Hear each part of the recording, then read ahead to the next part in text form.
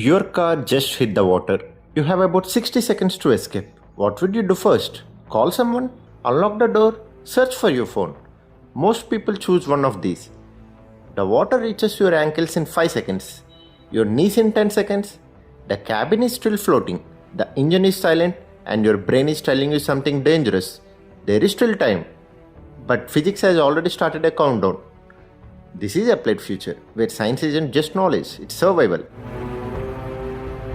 The water is at your knees now. What would you do?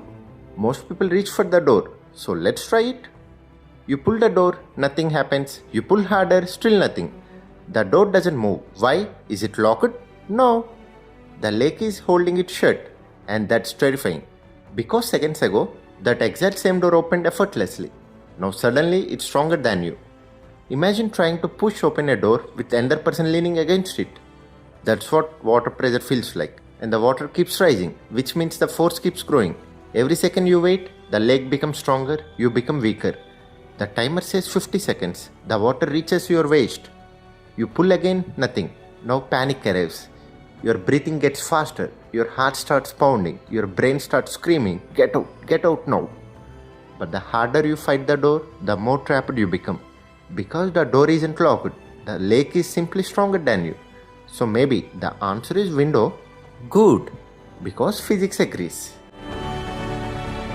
The window is different because the door fights a lake, the window doesn't.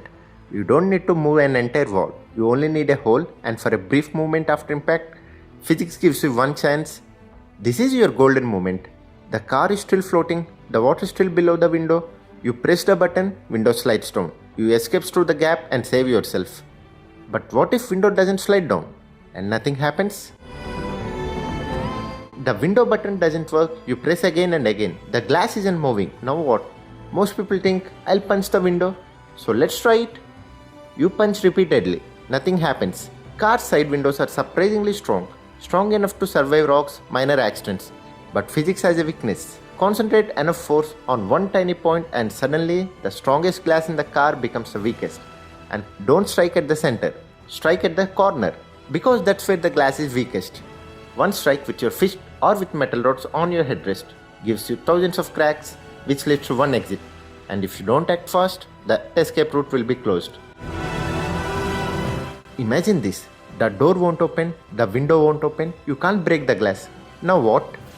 The answer sounds insane. You wait. Yes, you just wait. Because remember, the door wasn't locked. The water outside was pushing harder than the air inside. That difference trapped you. But as the cabin fills, the pressure inside rises higher and it matches the pressure outside. And suddenly, the impossible door becomes possible. Physics calls this pressure equalization. But there is a catch. To reach this moment, you must remain inside a car that is completely underwater. Your brain hates this. Your lungs burn. Your heart races. Every instinct screams. Breathe, get out, panic. And panic may become more dangerous than the water itself. And if you're driving an electric vehicle, the situation is even worse than you had before. Let's rewind. Same bridge, same driver, same speed, same lake. 2 cars. One is petrol and one is electric. Which one gives you more time? Have a look beneath an electric vehicle. That battery pack, hundreds of kilograms mounted beneath your feet.